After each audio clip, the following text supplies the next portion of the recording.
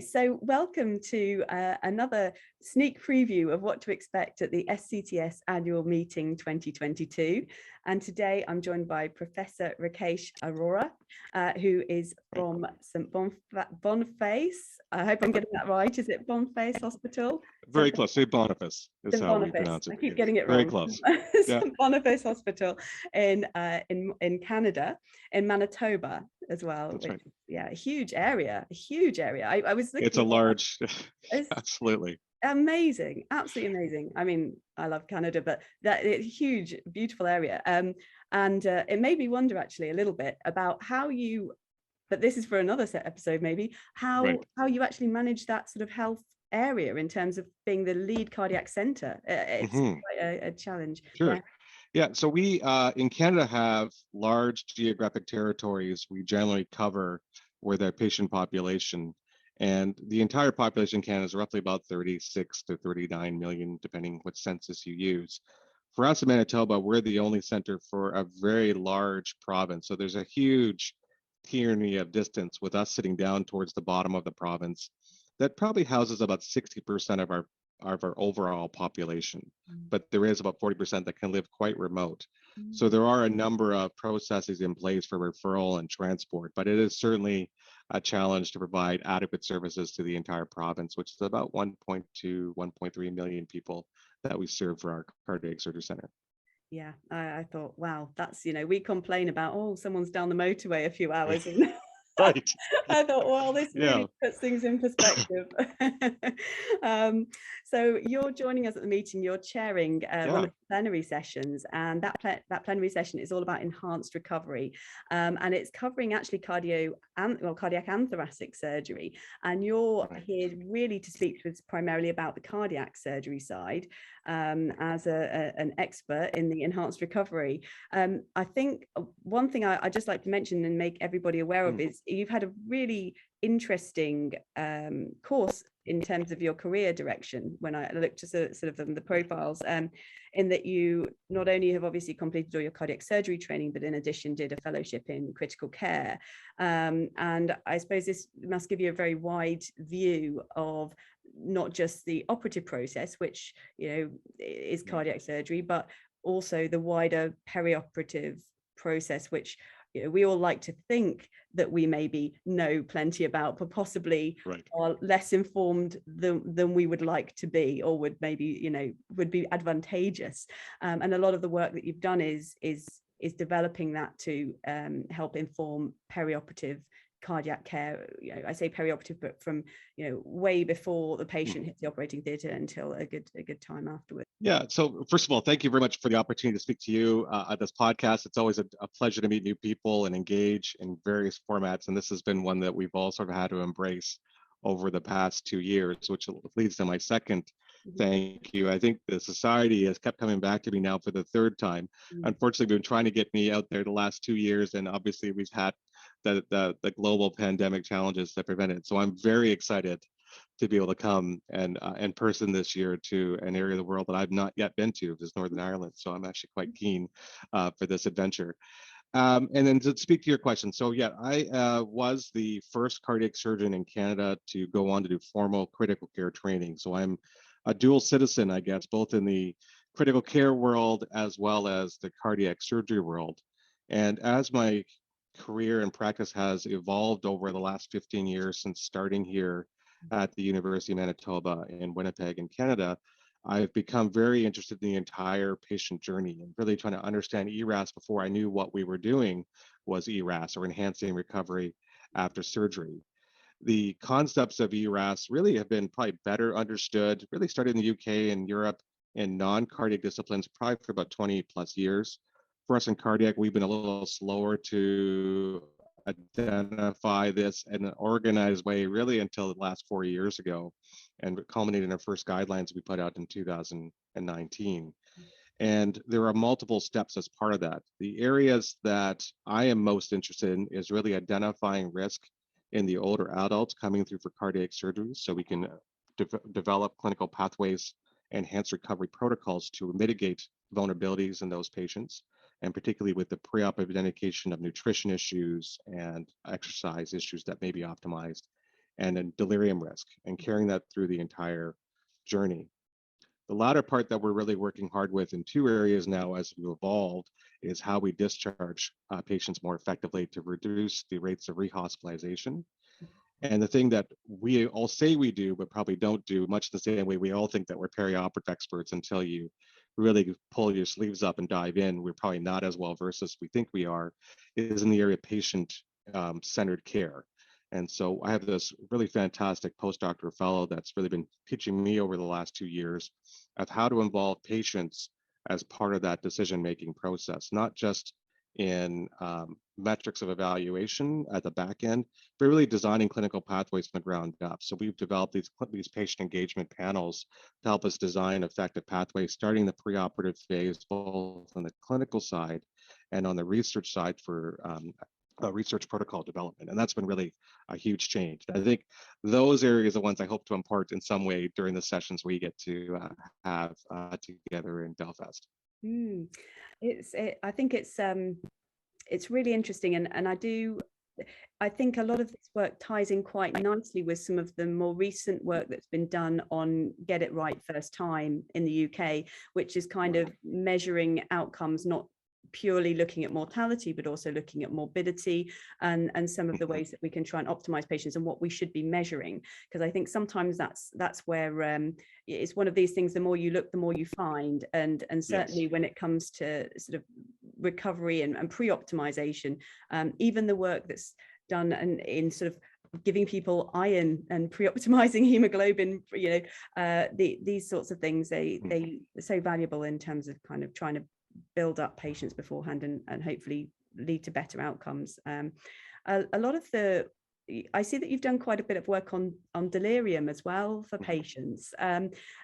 What sort of differences have you noticed? Some differences in your own practice in terms of the management of these patients?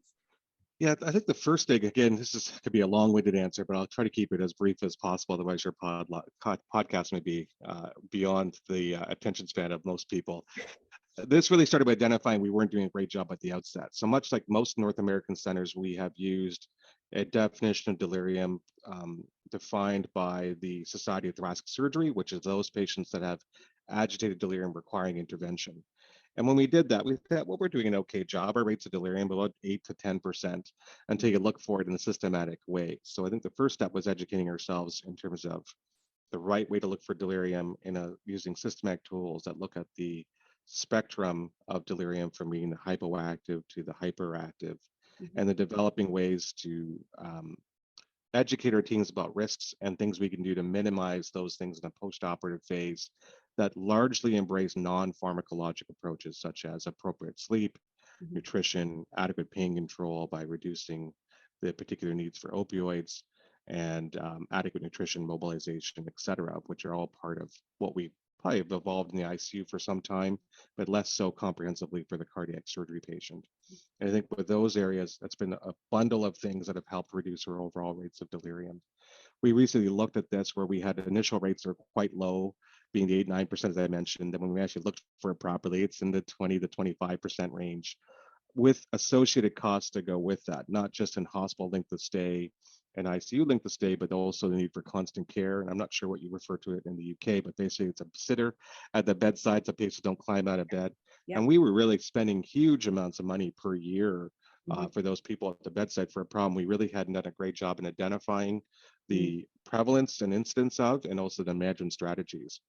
And with the various clinical pathway pieces that we put in place around, again, pre-op identification, modification of our intraoperative techniques and perioperative care, we've seen a substantial reduction in those costs, not just on length of stay, but then need for constant care, less falls for patients, and better recovery upon hospital discharge. That's really interesting when you say about the sitter, or we call it one-to-one. That's what we call it. Okay. Sure. And I think one of the other things with that is that a lot of that happens at night. So it's not always seen by everybody. It's there are you know when you're on the call and you're on call and you're Right. getting these patients, but a lot of it is actually not maybe as directly in front of us, and maybe that's one of the reasons we don't recognize it or do as much to look into it as we should be, perhaps. One thing I'll just touch on is that I know that you've been very sort of active in the Enhanced Recovery Society, or for Cardiac Surgery Society. Is a whole specialized area or a special sort of a group now, with its own website. I should tell That's you. right. So, yes. yeah, and I know that that's the group that put together the guidelines, which were published in 2019, and you can go on that website, and you can see a whole load of the recommendations and the evidence base behind those recommendations. How well do you think those are being adopted by people at this stage? Do you think this is something that's kind of picking up momentum? Have you found people have been readily receptive to the enhanced recovery program? Yeah, so thanks. That's a really great question. And I think, so two things. Yeah, so one, erascardiac.org is our website. Please go there for your teams. And we're constantly adding new content to educate your teams, which then leads to the second question you asked about what's the rate of adoption. Where our paper that was published in JAMA Surgery now, I guess 3 years ago in May of 2019, is really one of the top downloaded articles from JAMA Surgery in their publication history, which speaks to the how this has resonated with cardiothoracic surgery teams internationally. We've had a lot of interest in trying to learn more about it. I think we're still very much at the what is ERAS sort of phase. What does it include, and then we have to start moving to more practical tips about implementation, which is that part that we're moving into now. And we're just in the process of writing our version 2.0 of those guidelines, that we hope to have out later this year, early next year will be the goal. With regards to then your point about how do people get started and people taking up the implementation, when you look at all 22 steps of those recommendations that one can do, that's divided into the preoperative phase, intraoperative phase, and postoperative phase, it can be quite daunting, because mere mortals really don't have the resources to put it all together in one go. And so where we've recommended and what we've done here with our team, there are probably elements of those guidelines that you already do very well, and you may just do minor tweaks. That's a really good way, again, of knowing who your team is, i.e. who is us, that's going to be part of your ERAS development team, and building on those successes. And then slowly by piece, picking up the other ones in a staged sort of fashion. Now, you may not want to do all 22 steps. You may want to do most of them or some of them or all of them, and that's okay. But the fact that you're looking at this in a comprehensive way, building up that culture within your team of really looking at the entire patient journey from, I just say, well before the operation and even after their discharge from your hospital are really important for our teams to evolve as we go forward with an increasingly sick and vulnerable older adult patient that have higher rates of frailty and comorbidity. I think that's probably a good thing for maybe as well, just to mention for trainees and for the A&P teams on the wards and anyone thinking of doing an audit project. I would very much direct towards that website and towards those guidelines, because I think there's a wealth of information that we can gain from just looking at what we're currently doing and comparing it to those guidelines and help to inform future practice for sure. So I think, yeah, it sounds like it's going to be a really interesting session. I'm sure there'll be some talk about some of the slightly more controversial areas of enhanced recovery, because I know that's another thing that you've done a webinar on CTS Net more recently. We did just recently. That's right. Yes. Yeah. And I think these are the things we always seem to argue about and never quite agree on a solution.